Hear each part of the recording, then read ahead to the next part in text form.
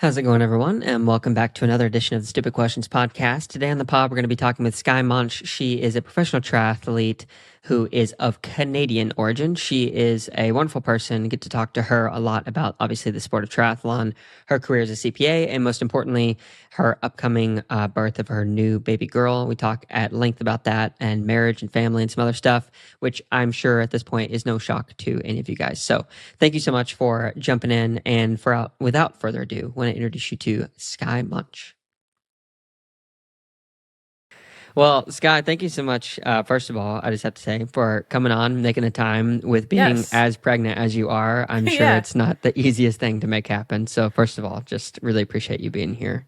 Yeah, no, thanks for having me. And I understand, having my own humble little podcast, you really appreciate when guests make it easy to come on and chat. And so, of course, I want to pay that forward. So yeah, I'm happy to do it. Yeah, thank you.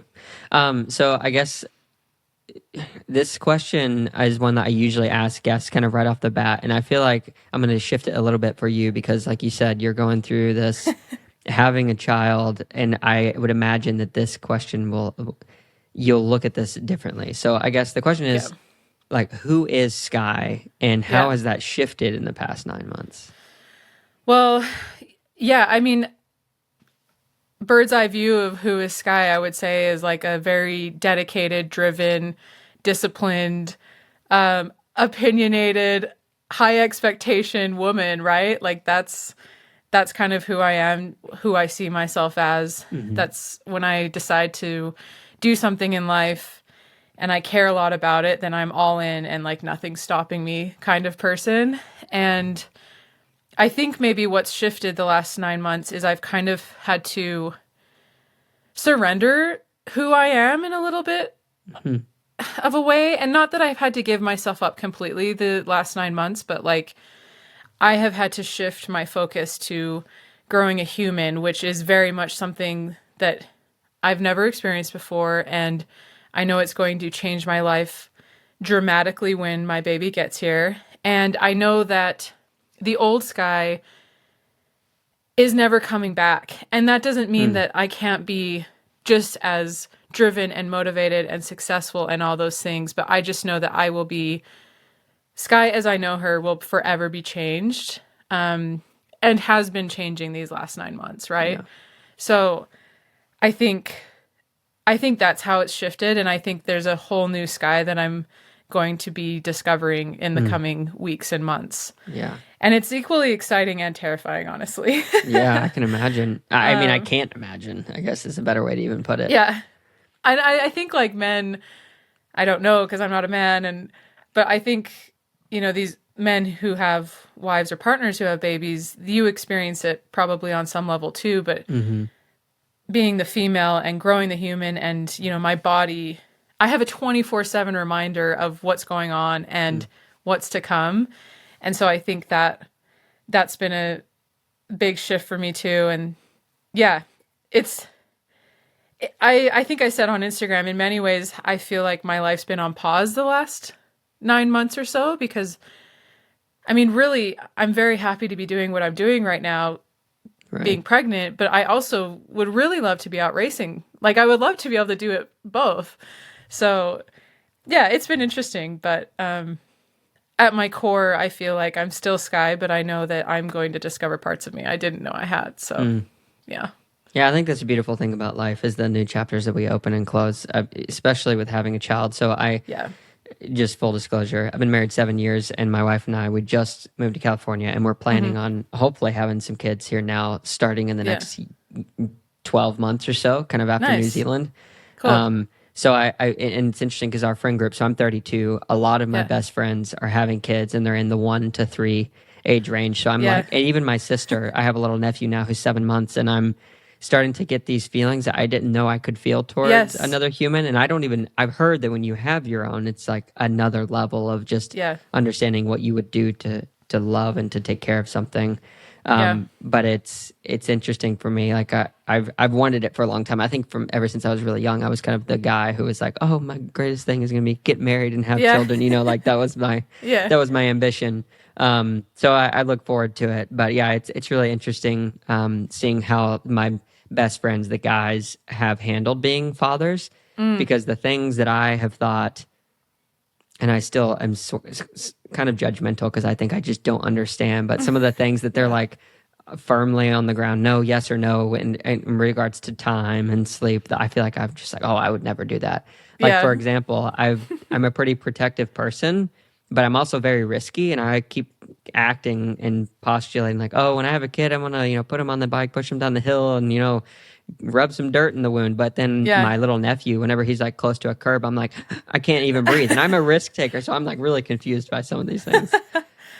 Yeah. I mean, that's what I mean when I know I'm going to discover things that I didn't know about myself. And in every aspect of my life, right? Like triathlon, my marriage, me, who I am, everything. Like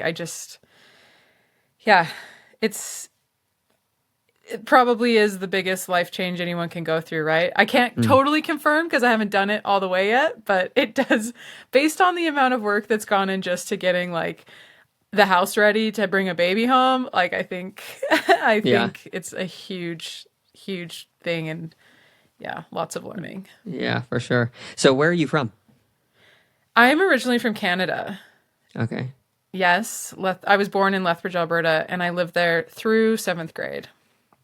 So then my parents got divorced, and I moved with my mom and sisters to the US, and we've been here since. And I have dual citizenship. So, yeah.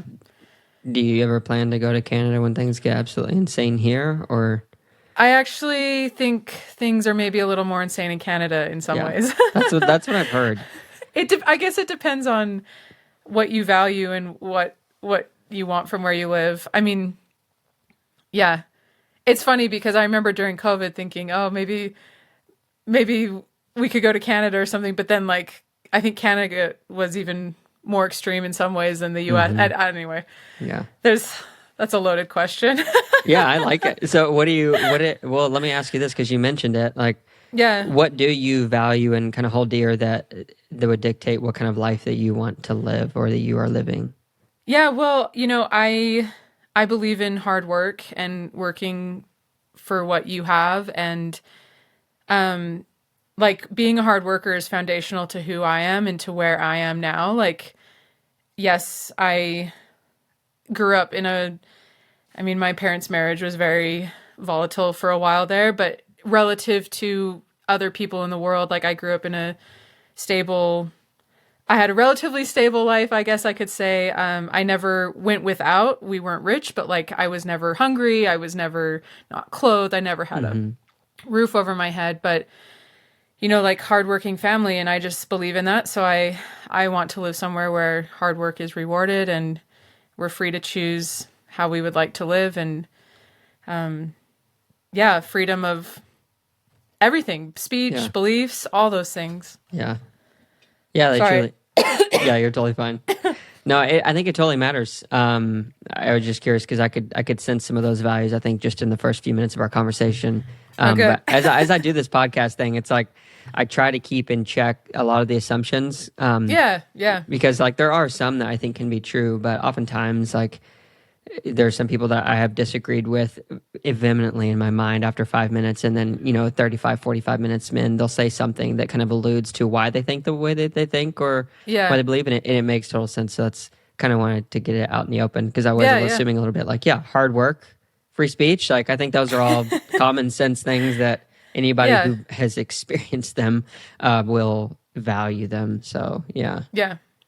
Yeah. I mean, if there's one thing that I can instill in my daughter, my unborn daughter, it's that, like hard work pays off. And like, you want that to be true for them. And it's really rewarding. Anything I've accomplished in life that I'm proud of and that I cherish and that I've enjoyed doing was extremely hard work, but it's something I cared a lot about doing. And it may not be glamorous to other people, but to me,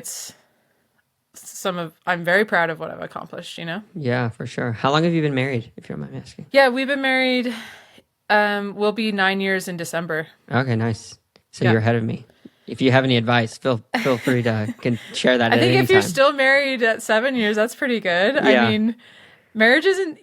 I mean, I guess some people's marriages are maybe easier than others, but like, I have a great marriage, but it's still a lot of work, you know? Mm-hmm. So I think that's, speaking of hard work, actually, like my marriage is something I'm proud of because it does take work, and sometimes it takes more work than others. Different seasons or different days of the week, I guess, even some days, some weeks, but it's something I'm proud of too. Matt and we've worked together, and I know there'll be evolving issues or things we need to work through, especially raising a child. Like there's going to be 10,000 more things to disagree on with this little girl. But yeah, I'm really proud to have a marriage, and one that we work hard at to keep together and be happy and all that. So yeah, 7 years sounds good to me. Good job. Yeah. Thank you so much. No, I appreciate it. A couple of things. First, I guess, being married and having a lot of friends, like, in that age range, we have seen a lot of our friends now come to this place where it's like you either make it and you decide, or you decide not to make it. So we've seen some divorces happen, and I hate that divorce sometimes is made more common or accepted as a commonality more than it should be, because I think that once you go through a few cycles of like a really high, really low in marriage, at least this has been my experience, it creates a lot of confidence for the future, and you realize like, oh wow, I mean, there's some things that I can change about myself, and my partner, if I'm not trying to be controlling, like they're willing to change in some ways, and then you kind of grow into this deeper level of love. So like, what for you, 9 years, you've seen this cycle. If you were to share with somebody who's in like year 2 or year 3, and they're like really considering like, this is just not going to work. Yeah, this is not for me. What would you share outside of, let me just give a caveat. If someone's physically abusing you, if there's like that level of abuse, you definitely step away. But there's oftentimes I think we give up because it's just, we can't see a way forward. Well, yeah, I mean, you mentioned the abuse thing. My parents' marriage was abusive, and I grew up seeing that. And so firsthand, I 100% advocate for people, and unfortunately, a lot of times it's women who are being abused. But I know it's not just exclusive to women. But I'm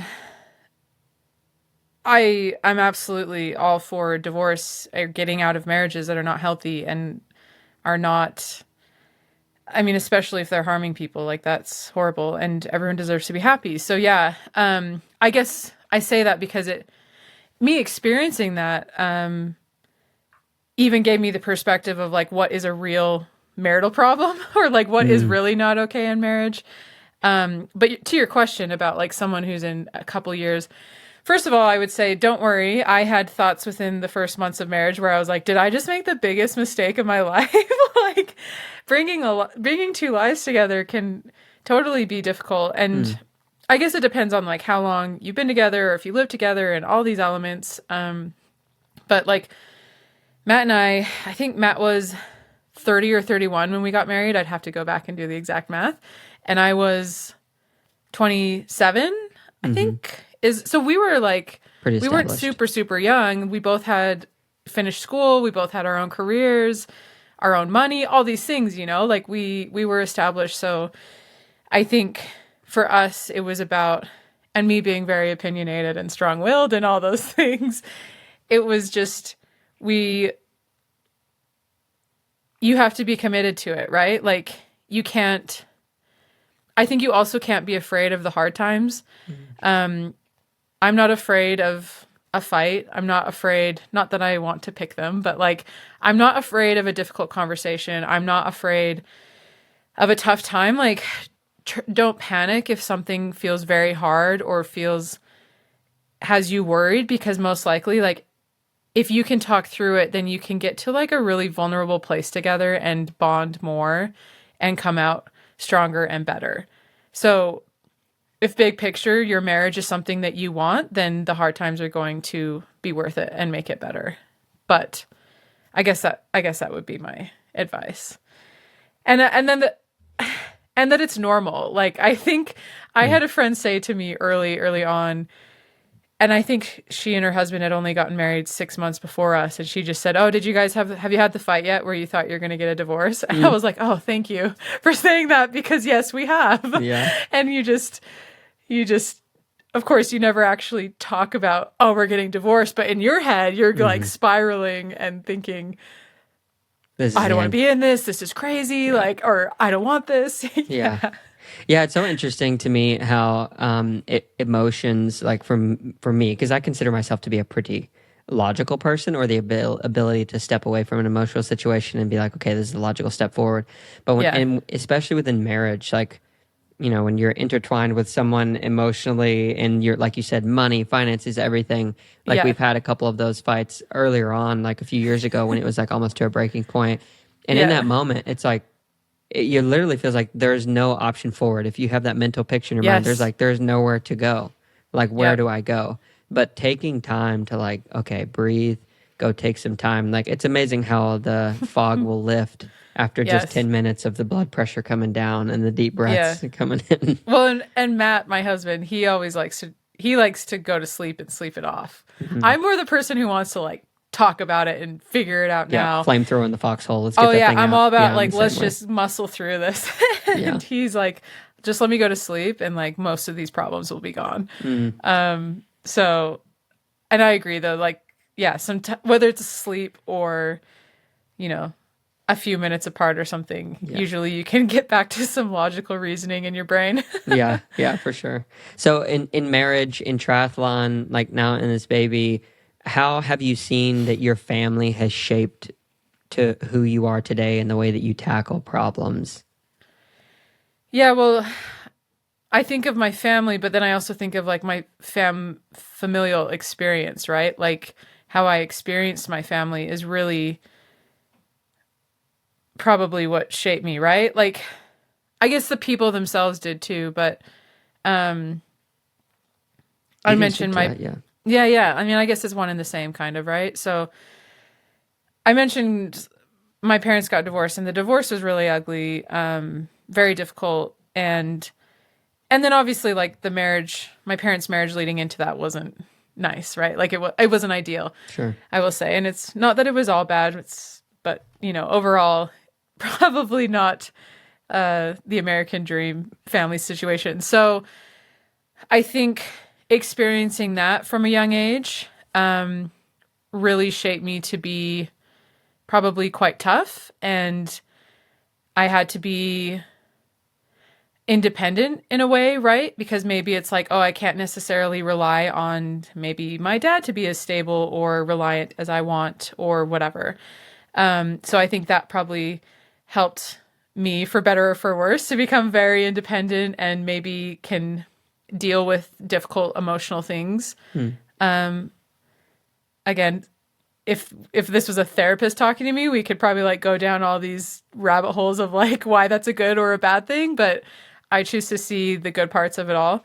But then also, like, my grandparents played a really big role. My mom's parents played a really big role in my childhood because of my family situation. And like, particularly my grandpa, he was such a good example of, like, I would consider him my father figure growing up. So he had a huge impact on my upbringing of, like, what a good man is, or hard work. He was an extremely hard worker as well. So I think all of those things, and again, like, I didn't grow up with a silver spoon in my mouth. Like, I worked hard for everything. I paid for all my college, like, financially on my own at 18. And my parents, of course, supported me however they could, but it wasn't like I very much I was responsible for my choices in so many ways, financially, whatever. So yeah, it's, I talked about it at the beginning, but like, it shaped me to be an extremely hard worker. And it's also proven to me that, like, I can do really hard things if I set my mind to them. And even if I don't have, I think sometimes we think we have to have the perfect scenario, right? Like, I need my parents to pay for all my college, and I need this and this and this in order to accomplish what I want. But really, like, I just learned really early on that if I have a goal, I can do it. And a lot of that is because of my family circumstance. Yeah. And that's how I've attacked my life. That's how I tackled college. I got a bachelor's degree in accounting and a master's degree in tax accounting. I got my CPA license, and I worked in the Big Four for almost 5 years. And then I wanted to do triathlon, and that was a big scary thing. But I was like, I can do this. I want to do this. I'm going to go be a pro. And yeah, it took me a while, but like I did it. How long did it take you? Well, I mean, I turned pro very quickly, but I mean, I would define a true professional as someone who can actually make a living doing it. So, I didn't start actually like making a profit off triathlon until 2019. And my first pro season was 2016. So, you know, like for some that may never happen. For some that may happen quicker than it did for me. I wanted it to happen instantly because I had no idea what I was getting into with triathlon. But yeah, that's how I've tackled that. And then with this baby, I think it's a little different scenario because the thing about a baby versus triathlon or my college career and working and paying for everything, there was a lot more I can control with triathlon and with school and jobs and everything. And with a baby, it's like I'm going to be very subject to what her personality is and what she wants and what she needs. So, you know, this could be challenging for me. Yeah. But I think the strengths that I have from my family and my upbringing and everything is that I know I can do hard things. So that I know, you know, I'm afraid of the sleep deprivation, but I know that I will get through it. And I know that it's a phase, and I know hard things are worth it, you know? Like I believe that, and I enjoy the grind in a way. I really like a challenge. Yeah. So that's what I foresee this baby bringing to my life. And, you know, she's going to bring that in all aspects of my life. My marriage is going to be challenged by having a baby. My triathlon career is going to be challenged by having a baby. And it doesn't mean those things won't still be there and be good or better, but like, I know it will also be a challenge. Yeah. So I'm excited for it. Yeah. Yeah. Thanks for sharing that. There's so many things I could touch on. I guess one of them, because I think it seems most relevant, I'd love to ask you about is to kind of get confirmation. I've noticed this almost cultural awakening within the sport of triathlon as it pertains to men and women, particularly women, having children now a bit earlier than, because I think, you know, when talking with people like Greg Bennett and just hearing stories of like a little bit older generation, it was like, okay, well, you're going to freeze your eggs and then you're going to do your whole career and then you do it later. But now you have like Laura Goodrum Talbot was just talking to us on the Instagram live about Sophia Colwell, I think, just got pregnant. I'm not that young actually. Yeah. I'm 36, so. That's still pretty young. I mean, it's not too young. Yeah, it's considering not too old, like when your career could end. Yeah, like. For sure. Yeah. But no, like Sophie Caldwell, I just saw that she's pregnant as well. And I then Googled how old she is because I'm very curious about these things too. She's 29, I think.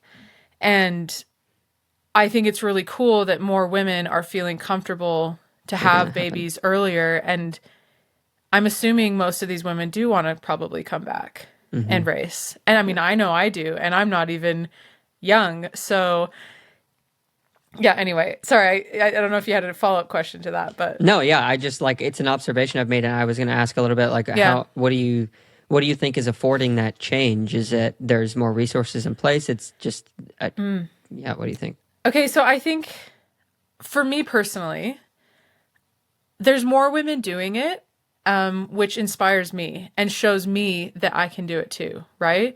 Because before there weren't a lot of women who were having babies and coming back. You would see women finish their career and then have like one kid, maybe two, if there was time and their bodies allowed it or whatever. Because it's a huge sacrifice to take a full year out of your career just to grow the human, and then let alone recover from having the baby and adjusting your life and everything. Like when I really look at it, it's really more like a 2-year process, I think, because it's growing the baby and then it's adapting and recovering and getting fit again and getting back to racing. So maybe not a full 2 years, but you know what I mean? It's like it takes time. It's hard for it to not spill into 2 seasons, I guess. 2 racing seasons is what I'm saying.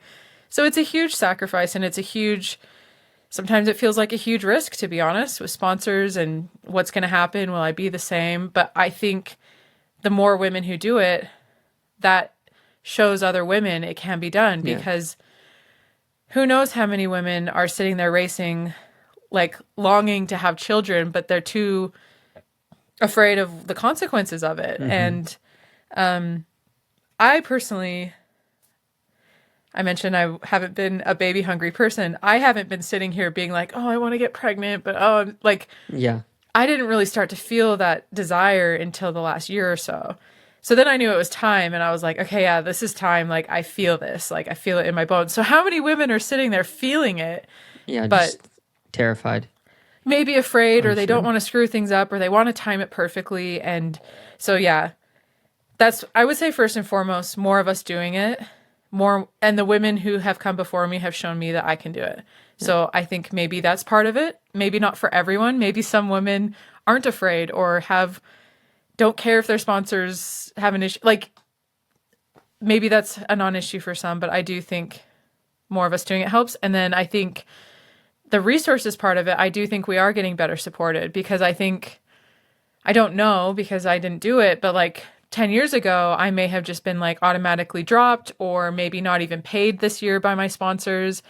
And, that has not been the case for me. I've been supported by my sponsors this year.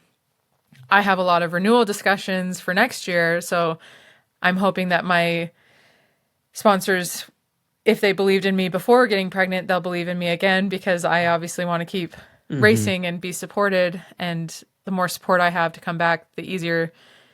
It's going to be hard enough coming back, getting fit with a baby. So like, the sponsor support is, if I need sponsor support, now is the time, not, of course I've appreciated it in the years past, but I do think it's more accepted and more supported by brands and sponsors. So it's not perfect, I would say, but it's definitely, I don't think it's seen as like a death wish on someone's career.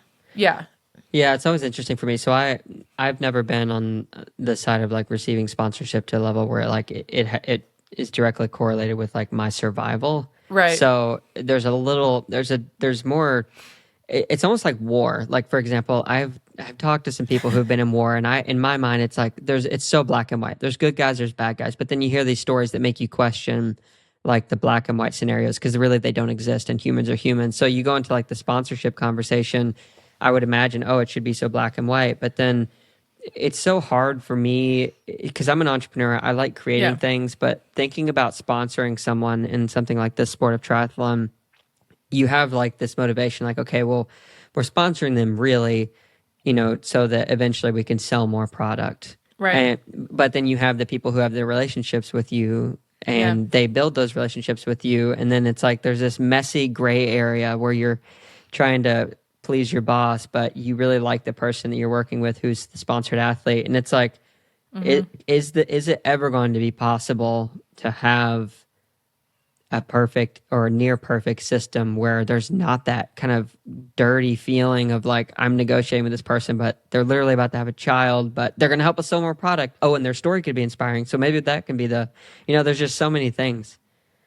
Yeah, well, and then you mix like social media followers and all that stuff into it too. I don't think it is black and white.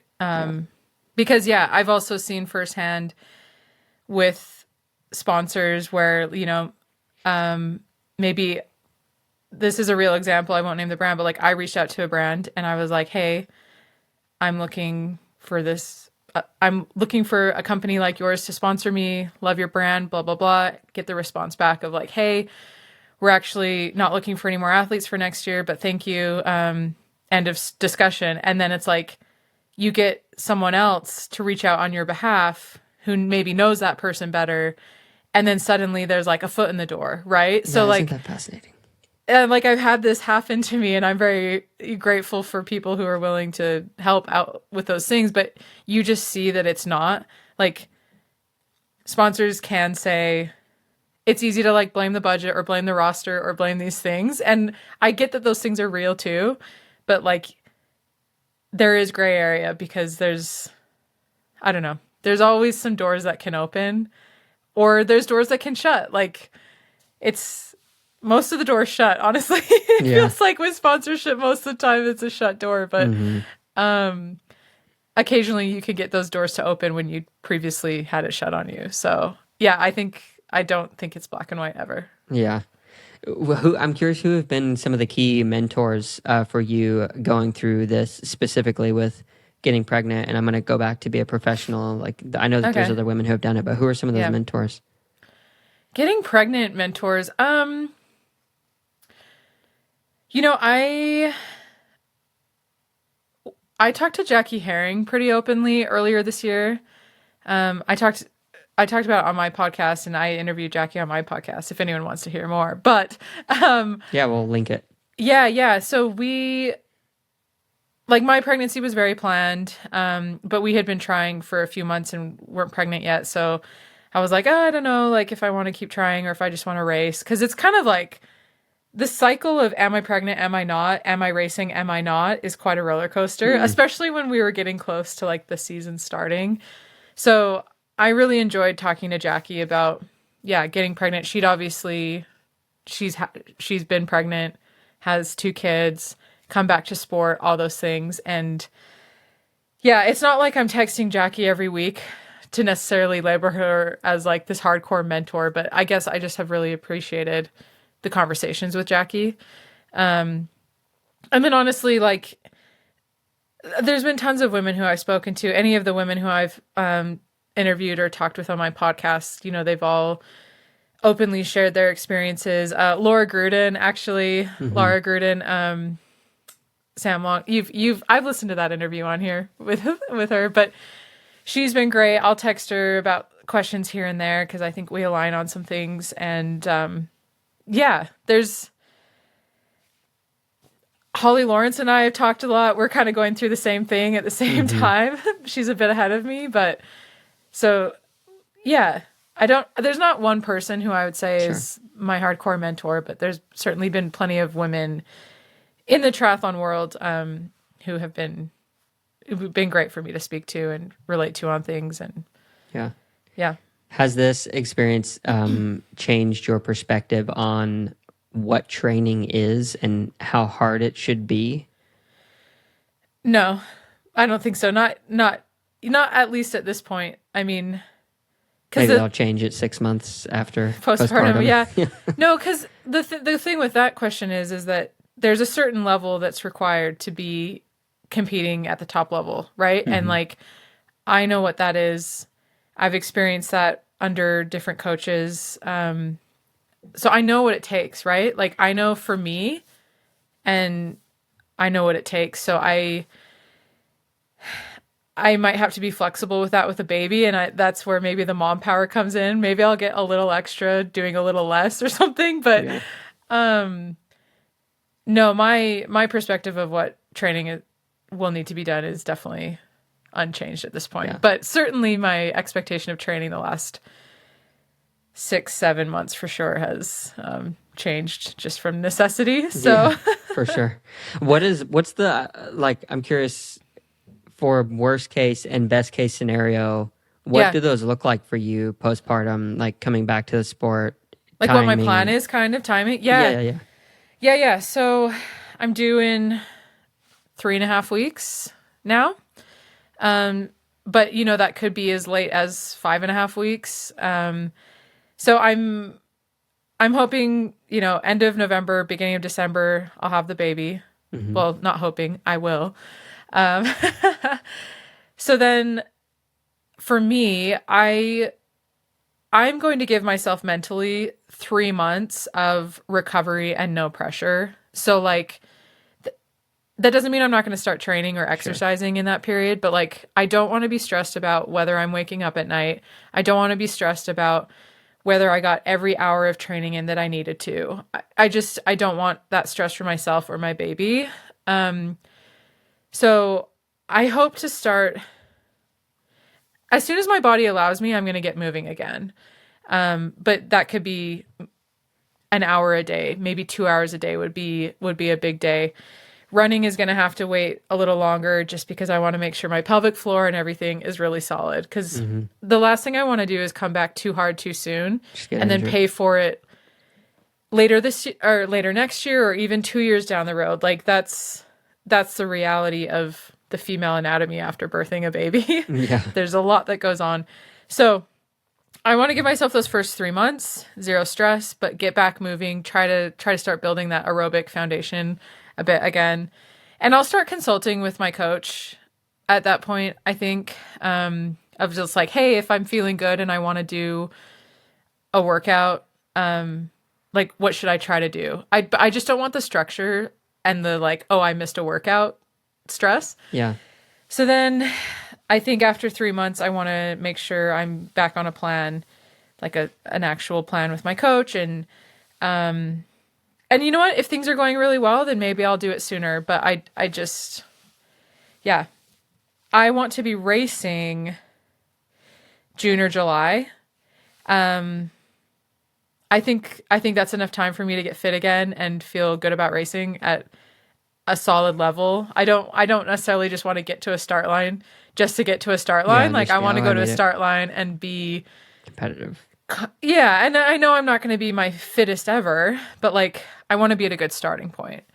So yeah, I've been looking at the race schedules that have been announced, and I think the thing for next year will be making smart choices with races. The least amount of stress, travel stress, all that thing, cost even. So I do have my eye on Boise 70.3. It's end of July, so it gives me lots of time. Mm-hmm. So maybe I'll race before that. We'll see. But yeah, Boise 70.3 was my first Ironman branded event ever. Oh, wow. So it'd kind of be poetic if it was also my first pro race back. Like, that was a new chapter for me, and like this is going to be a new chapter for me. So yeah, we'll see. Because there's also Ironman Lake Placid end of July, but I don't know if I'll want to put myself through an Ironman at that point yet. Or I'd probably want to put myself through an Ironman, but if that's like the best idea. I'm really just trying to be smart and think like big picture. Yeah. Because my main goal is Kona, because I'm already qualified. So that's what I want to be ready for. Yeah. So yeah. So you think you can win Kona? Win Kona. I think that would take a lot of mom power for me to win Kona. You can't ever say never, or you can't go to the start line shooting for that. Mm-hmm. But I'm also very much a realist. So, but who knows? Mom power is amazing. So. Yeah. Yeah. You could be like, I guess, what other moms have won that race? Chelsea Sodaro is it just one, Chelsea? Right? I think she's the only one like modern day who had a small child. I think maybe Natasha Badman had a like quite a bit older child. Okay. But honestly, I would like my chances for winning like Nice more than Kona. Honestly, that course. Course suits you a little bit more. You like climbing? Love it. Yeah. Me too. So, yeah, I'm good at it. Descending, I'm not too bad at descending either. So, yeah. Yeah, I've heard some crazy stories about that one. I'm hoping we'll say maybe I'll race that one one day. But I'm curious for you, like going from high school, I guess, into college is probably where you really started to move beyond the thought of like, okay, hard work matters. Now you're actually practicing it. You decided you wanted to go do the CPA thing. Talk to me about the transition, like your CPA. It was CPA, right? I'm sorry. Yeah. Mm-hmm. Okay. So you're doing CPA thing. You're in the business world. What were the inklings of thought that started to bubble in your head? They're like, maybe I should leave this and go do triathlon, because that's a big hop. Yeah, it's a huge hop. Yeah, it was kind of crazy because like I had worked so hard in college to pay for all my schooling. I graduated debt free, and then like I was set. I got this career, this real job. I was working at Ernst & Young, and I was good at my job, and I did really enjoy it. Busy season is never like the funnest thing in the world, where you're sitting at your desk for like 14 hours a day sometimes, or longer. But especially in tax season. Yeah, the thoughts I guess that started inkling were just that I didn't feel satisfied. I was like, okay, well, this is cool. I can go on all the trips I want or buy all the clothes I want. And I wasn't married. I was single. Like I made all my own decisions, did whatever I wanted. But I just wasn't satisfied. And I felt like I needed a different challenge to really feel satisfied with my life. And I just knew that the accounting would always be there. Being an accountant, there'll be an opportunity. I knew that I had built like a good network and a good reputation, that a job would be available. So, it was really just feeling the dissatisfaction. I needed a different challenge. That was it. And I guess I just had these gut feelings that I thought I could be a professional triathlete, even though I had no idea what it would take. So yeah, that was really it. It took me a while to actually like make the move, but I just knew that I wasn't happy doing what I was doing. And I think also part of it subconsciously, since I've like retroactively psychoanalyzed myself. I love it. Bring it on. Yeah, but like I think I was a really good student. I started working, I cleaned houses for people like all through high school, junior high, everything. And I got my first like job at a bakery before I was 16 even. So like I was very good at like doing, I guess, what I should, right? Like I should get a job, I should work hard, I should get good grades. Like I don't think I graduated with exactly a 4.0, but like I was a very, very good student. Like I just was so good at doing things well and like the expected way of me, right? And I was happy doing it. I was very fulfilled doing that. But then I think, I did it all through college and I got my degree and I got my CPA license and all these things. And then it was like, I want to do something that I really want to do. That seems a little crazy. Although it was still very calculated and very planned on an Excel spreadsheet. But I think there must have been a part of me that was like, I've done all this stuff so well. I've followed this nice manicured pathway that's gotten me to this secure job and this great life. And, my parents are proud of me and my family's proud of me and I'm proud of me. But like, I just wanted to do something that I really wanted to. And that was triathlon. So that's my psychoanalysis of myself during that time. I dig it. When did triathlon first enter your life, like your sphere? Yeah, I learned about it in high school. I actually wrote my senior paper it was called Trying a Try. And I interviewed a few people who did triathlon. I don't even remember how I like got connected with these people, but I basically just wrote a paper about what it takes to do a triathlon, how to train for one, and what it was. And that's what I learned about it, but I didn't have it really properly enter my life until I think my junior year of college. And I had a friend who we were doing the accounting program together, and he was training for Ironman St. George. And he got me involved. I was really into running. Like I ran a lot at that time, just not like college team or anything, but he got me into triathlon, or like I told him I wanted to do it or something. He's like, oh, come like train with the Tri Club or whatever. So I started swimming a little bit and I did a little triathlon. I think it was 2009 when I did the triathlon on his bike. I borrowed his bike and I did this little triathlon. So that's when it really entered my life. And then 2010, I interned with Ernst & Young and I was able to save enough money for my tuition the next year and for a bike and a wetsuit and everything. Oh, beautiful. Yep. So I went and bought everything. And then, 2010 on is when I had the freedom. Like I had all my own gear to do triathlons. So yeah. When was the first? Oh, go for it. No, that's it. I was gonna say, when was the first time that you had the thought, like maybe I could just I could be a pro at this? Like I don't think for it. Yeah, I don't think I even knew that was an option for years. I think it must have been after I had been working full time, and I'm sitting at a desk all these hours, and so you're also spending a lot of time working, but you're also spending a lot of time browsing the internet sometimes. So I started following, especially when it's not busy, right? Yeah. when you're not busy. So I think I started actually learning more about triathlon and learning that it was like a legit sport and there were professionals. And I started following some of the professionals. And like, I remember reading articles about Meredith Kessler being like this, was she a banker or she worked in corporate something? And then she went on to have a successful triathlon career. And so I just started, Chrissy Wellington, right? I started watching Kona. Like those were the years. I guess I started watching Kona probably in school, actually, when I was still studying accounting. But I started learning that it was actually a professional thing. And then it was in those years, I guess just between probably like 2011 and 2014, somewhere in there, I just thought I could do this. I remember distinctly watching Kona and watching Chrissy Wellington and just being like, I think I could do that. Like, I think I could go compete pro at Kona. And I had no reason to think that except that I just am like, wanted to do it. I'm a generally confident person, and I just believe in myself because I'm like, I just have to go work hard. Yeah.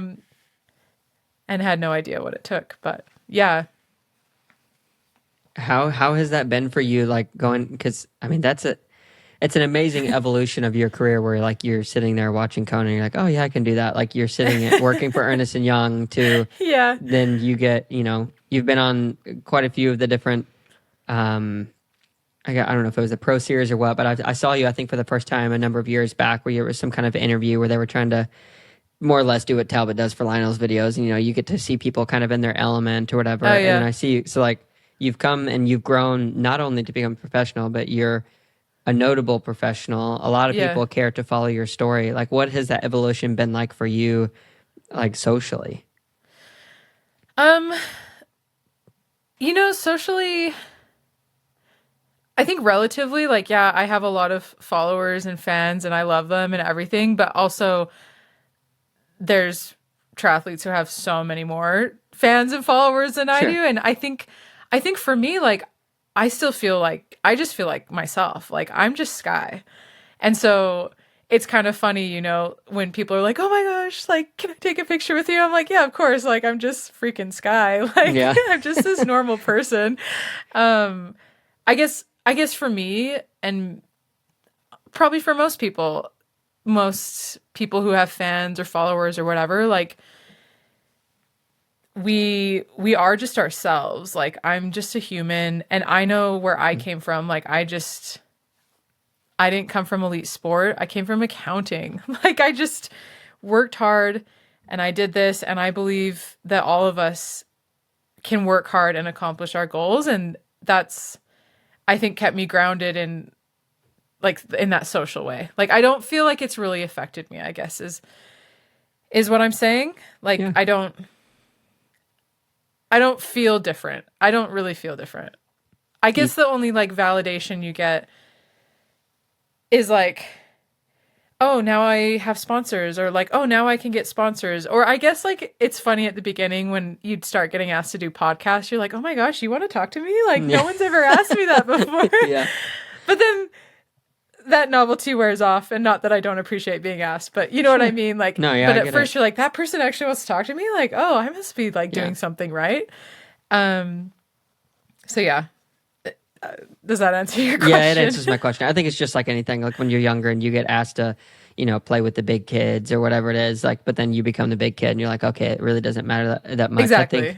I think that one of I was fortunate enough from a pretty young age to get to know some people who had some big titles and money behind their name. And I don't know why.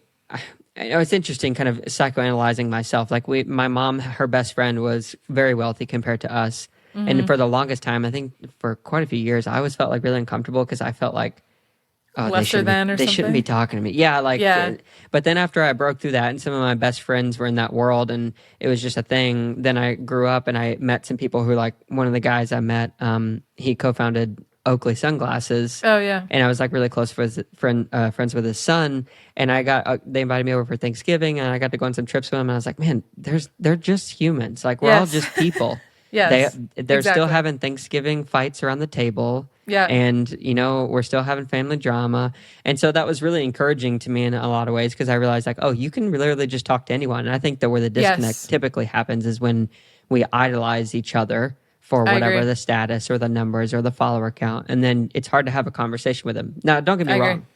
If I was to meet Jan Frodeno, I'm sure I'd be a little more nervous than I would than anyone. But to humanize, I think everybody wants to just be human. And Yeah, and it's interesting you use the word idolize, and that's something people will ask is like, who's your idol? And like, literally, I don't have an idol. And it's not because I don't respect people or look up to people, but I also just recognize the very human nature, like, of all of us. We are all just human, and we all just have these lives that we're born into and these circumstances that some we can control and some we can't. And we all make choices to get us where we are right now. Like, that's ultimately, we are all where we are right now because of most of our choices. So we're human, and there's some luck to it for some people, but a lot of it's hard work, right? Yeah. And I don't like to idolize people. I don't want to be anyone else. Like, I just want to be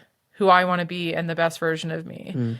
And I did have one other thought when you were talking about the social thing is, I think the one thing that I've really tried to make sure that I remember throughout the process of like being a nobody pro to, a pro who has sponsors and can win races or go for podiums on big stages or whatever, but it's just reminding myself, because I really strongly live by this at the beginning, is that no one owes me anything. Like, expect nothing and no one owes you anything. And I think that's really important socially in some regards, maybe especially with sponsors or anything really. Ironman doesn't owe me anything. T100 doesn't owe me anything. All these things. My mom doesn't owe me anything. Like, you can't expect things. I think it helps you stay humble that way as well, and grateful. And sometimes I think it's easy in triathlon, and I think a lot of pros maybe feel this way too. You feel this entitlement, like, oh, I'm a pro, I should have this sponsor. Oh, I'm a pro, I should have this or whatever. And I just, no, like, no one owes us anything, and we're choosing to do this. And that helps me stay socially grounded. So not that I'm perfect at it. I'm sure there's been moments where maybe I haven't come off that way, but that's what I strive to remind myself of. Even coming back from this baby, I have to remind myself, no one owes me anything. Like, it might be a huge uphill battle, but no one owes me anything. Yeah, there's temptation, I think, there for sure. Like, because as humans, we all want to be valued, and there's a sense of self-worth that's wrapped up when somebody gives us something, and then you get that every day, and you're like, oh, I'm entitled to that. And I think it's hard to figure that out because those things are intertwined. One thing I've thought a lot about, especially with considering having children soon, is like I said, I grew up with not very much, so and in a lot of ways a pretty difficult upbringing. But that has, because of some of the other people in my life who have invested into me and influenced me, and like there's some decisions that I have made, I think, that have helped that. But by and large, it's been people who've invested in me to give me that opportunity. So, but it's hard to know because, if I have a kid and I end up being more well off and I give them more because I want them to have that, where's that line when I overgive and then suddenly I have a 13-year-old playing Fortnite, loving nothing else but, drinking apple juice and Dad, where's my brand new Ferrari for my freshman year of college? Like, where's the line there? Yeah. When they're like 30 or 40 and still not financially independent. Yeah, exactly. Like there's things that get missed. I was really, sorry not to interrupt too much, but I was really almost excited, I guess, or really thankful, I think is probably a better word, that you had your grandfather, like, because obviously you were saying like your father figure wasn't the greatest, but then your grandfather was really there for you. Yeah. For me, losing my father at a young age, it was hard for me as a guy. I was 16, but my sisters were 12 and 4, and seeing them, how they've had to navigate life, it has been so much harder, I think, for them because they didn't have a solid role model. In fact, I was the only role model they had, and I was beyond terrible at 16. You can only imagine. So it's like I really just wish and want to like somehow help people to have more of those role models to live and see what love is from. Well, and I think like going into parenthood right now, that's one thing, I guess I haven't thought too much about it, but now speaking with you is like, the best thing I can be is also just a good example. Because you also reminded me, like I also have a stepdad. My mom got remarried, and he was a father figure for me. as well in like my teen years, and my grandpa still. But yeah, like having these, and it doesn't have to be a man necessarily, but like having these figures, these stable figures in your life, whoever it is, yeah, it absolutely does help. Yeah. It makes for a lot better life, I think. Not to say that it can't be done without it, but it does make for like just a better, clearer vision of what I think a good relationship could be. Well, and I think for young people, it brings a lot of security as well, like security and stabilization. I don't think you can underestimate how much that helps. I mean, I just think back to my childhood, and yeah, even though I always had a roof over my head and food on the table, that was all stable. There was still a lot of instability that I felt, and you don't realize, you don't realize how much that impacts you emotionally. And even though, I've turned out all right, like, it's crazy. Having a child's kind of terrifying because you realize how much your choices are going to affect this little human. And I don't want to screw her up, but I know I'm not. Yeah, we're going to make mistakes. I think, exactly. and they're just okay with that because, like, I think we all come to an age of reasoning where it's like we can look back on our parents, and the's this. You know who Ben Rector is? No. Okay, so he's an amazing artist. You should check him out. But there's a song he writes. He's like, and I'm figuring out how not to blame mom and dad. I'm starting to figure out what it all means. And I think there's this age of reckoning when we look back on our parents and we can really separate the good from the bad and say like, wow, I'm really thankful. Like I've been able to have those conversations with my mom, 'cause she feels like she failed in a lot of ways. And honestly, in a lot of ways she did fail, but being able to have that conversation now, it's come full circle. And I can say like, hey, thank you. Obviously means a lot to her. It means a lot to me because I'm able to observe that and see how hard she had it and had to figure that out as a single mom. So I think there's hope for us when we do have children, as long as they are able to see the age of at least 20, 25. It's probably older for guys than it is for girls. But to have that, because, we live in an imperfect world. But I think as long as we're trying, our kids, even though when they're 13 and 14 are going to scream, I hate you. And, it's going to break us down. It'll probably come back around. My husband's literally been saying that to me. He's like, you look at you like spending this year away from your career, growing this girl, and she's going to stare you in the face and tell you she hates you one day. And mean it. Mean it. For a minute. Yes. Yeah. But yeah, you're totally right. Like parents, they're human too. It's the human element, right? We're all doing our best. And yeah. So how has your definition of success changed over the years, and what does it look like for you? Oh, that's a good question.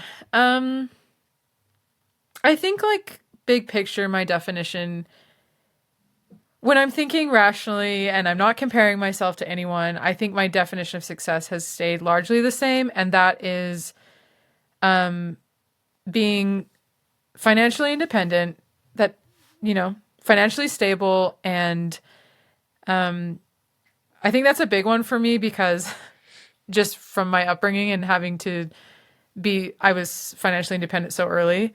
That's something I've always really valued. But then also like being happy and not having my happiness rely on any one person or any one relationship or any material things or material successes, I guess. I mean, even like an Ironman win or something. Mm-hmm. Just not having my entire happiness and identity tied to one thing.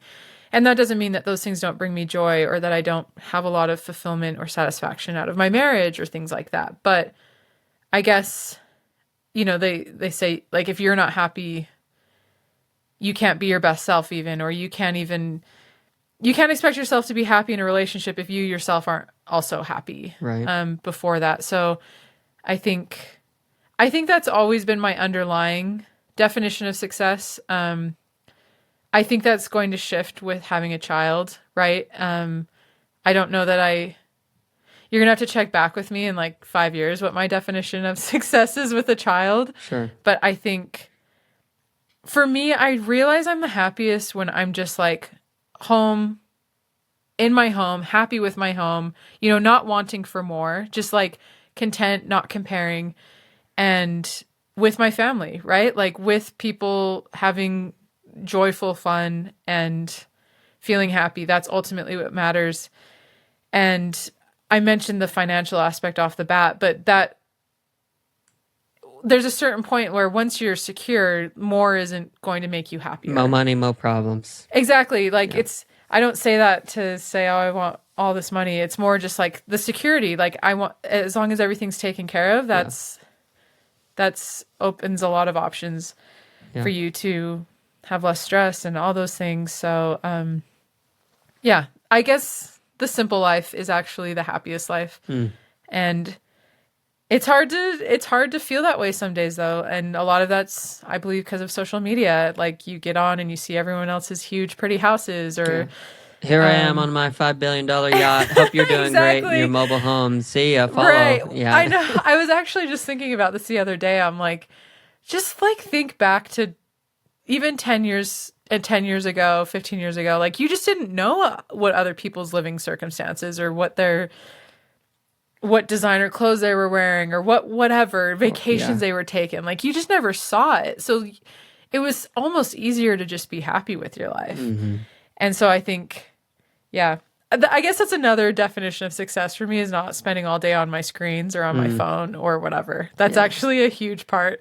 I hate that we have to fight that even, but yeah. Well, as a professional athlete, even, I mean, it's like it's shifted to a world, and maybe it'll change in the future, but it's like definitely part of the system right now of what's expected for professional athletes. Like, I don't know. Yeah. I mean, I think of sports like, so triathlon's growing, and then you have, the pinnacle of what it could potentially look like is something like Formula One or NFL, NHL, and you have these, 64 million followers and these guys that are really, I would love to interview each Formula One driver just to really gauge and ask them straight up, like, how are you happy?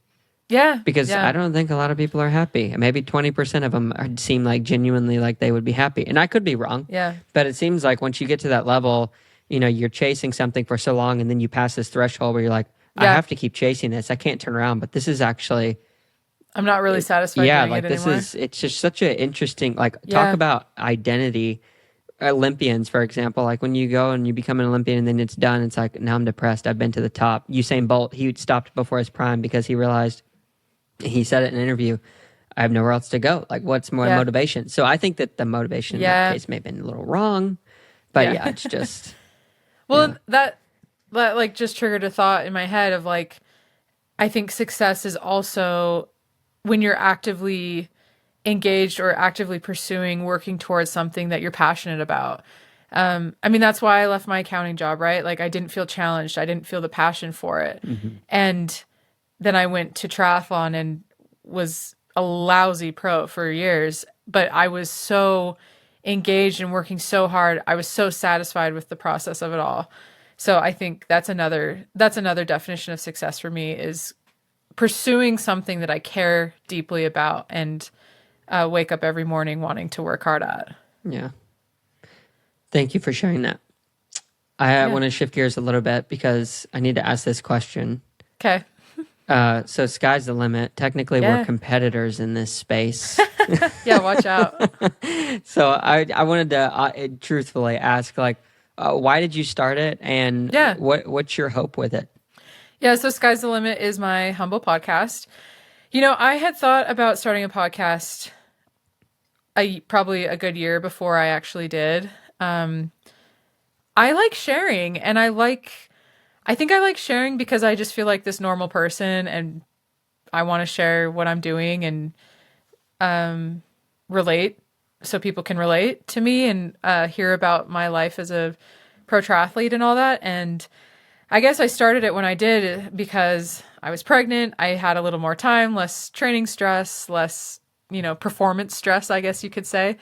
And I wanted to share the journey, and I also wanted to talk to other women and other people kind of going through what I was going through or who had gone through what I am going through. So, I've interviewed a handful of women. I was able to get Ben Canute on and hear about his, how he handles fatherhood journey. I would love to talk to more men. I've reached out, but, Lionel? No, not Lionel, because I know he never does podcasts. So, but I won't name yet. name names yet because I don't want them to feel bad that they haven't come on. Sam, come on. No, I've actually chatted with Sam Long.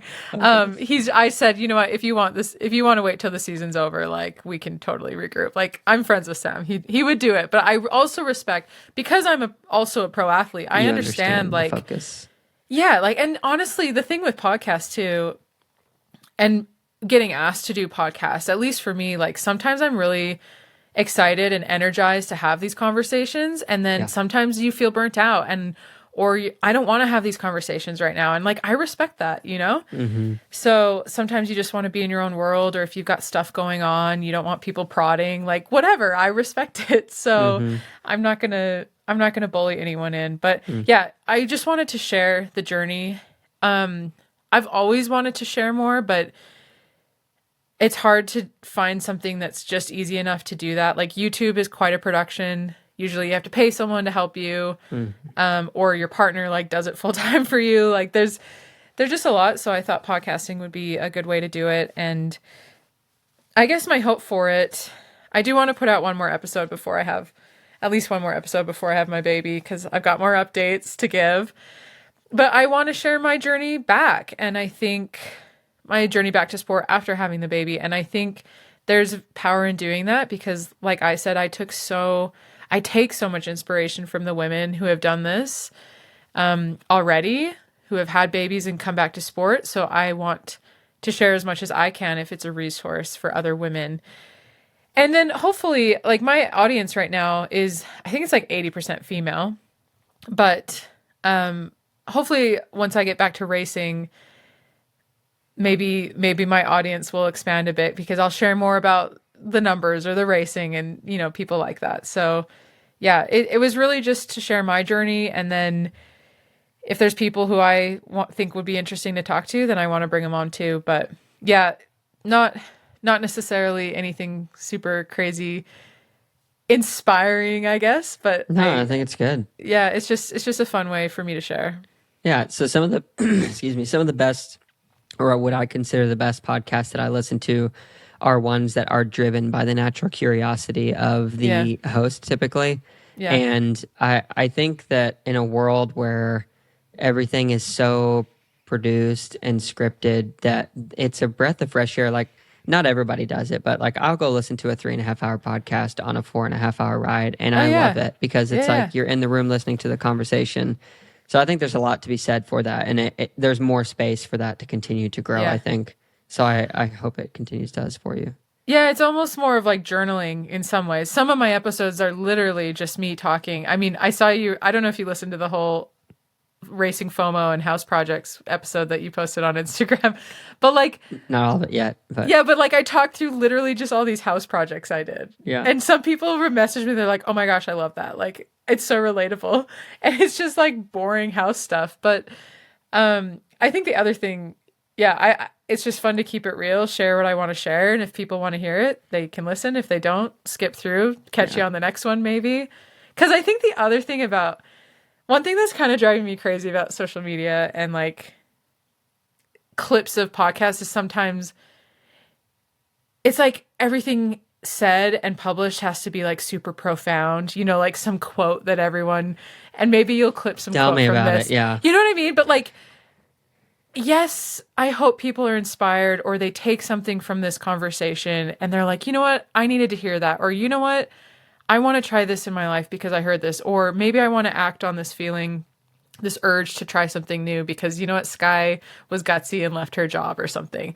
Like, yeah, I hope those things happen, but I don't like the pressure of everything has to just be like this wisdom and inspiration flowing out of my mouth. Like, no, we're just keeping it real here. Yeah. I got a new gate and fence in my backyard, and that was freaking exciting. Yeah. Like that, let me share that with you. The little joy of things in life. I was recording with Nick Oldston actually the other day, and like I did actually make a clip that I'm going to post, but he was talking about finding joy in the small things, like making oatmeal and having a gate, or like literally a new fixture in your sink. Like there's a lot of areas in life I think that we can draw true fulfillment from, that doesn't have to be like, I lost 150 pounds this year, and you know my bike split, cut in half or whatever. Yeah. So, but awesome. Yeah. Well, I'll make sure to post it. What were you going to say? No, nothing. That was it. Okay. Well, thank you so much for coming on. I want to ask just one more question, another advice question. For those who are considering maybe jumping out of the CPA world or any other world, and they're like, you know what, maybe I want to go try this thing. Maybe it's professional sport, maybe it's a completely different job, but they're just like terrified. What is some practical advice you could give them to give them that inspiration to jump? Okay, well, first I would make a spreadsheet just to like financially plan this out, because I think that's one of the risks, right? Is Yeah. the money side of it. Like, oh, if I cut back on my hours or I quit working. Okay, so just create a spreadsheet, see how you're going to make it work. But I think also you will probably only regret the things you don't try. That's nothing new, but like that's where I got to too, is just like, if I don't try this, I may only look back and wish I had. So minimize the risk as much as you can at the beginning,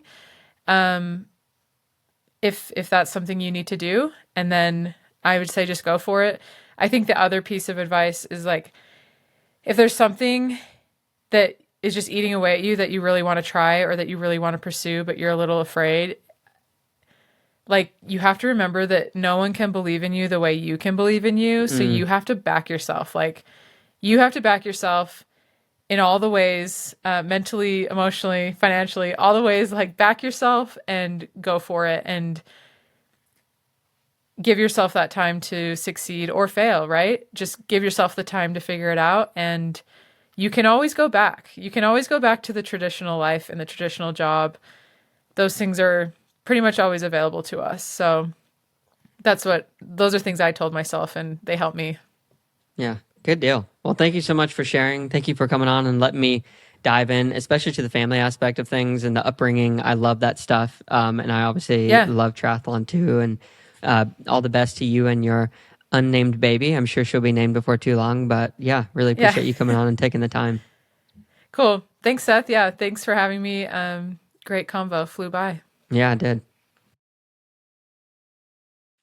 Thank you so much to Skye for jumping on the podcast today and sharing a bit about who she is, the things that she's experienced, and just all the things that make her who she is. All the best wishes to her of health and happiness for her and her new baby girl and her husband. It's such an amazing thing creating life, and I am super excited for her and also for her entry back into the professional career. We'll definitely be on the lookout for her. Also, make sure to go check out her podcast, Sky's the Limit, anywhere podcasts are listened to. I know it's good. I've started listening to several episodes myself. So, yeah, thank you guys so much for jumping in this one. I guess just to leave you with a little final advice when asking her practical advice for how to make that jump going out to do something new and different that you may be scared to do. Make a plan, minimize your risk, and just do it. You got to take that step. And I know that it is possible. If you came to this podcast and you made it this far along, I just want to say thank you so much for listening, watching, subscribing, following, commenting, reviewing. Any and all those things continue to help grow this podcast. And I really thank you for taking the time to do that. If you want to sign up for our newsletter, you can do so by checking out the link in the description below at stupidquestions.show. Thank you guys so much, and we will catch you in the next one.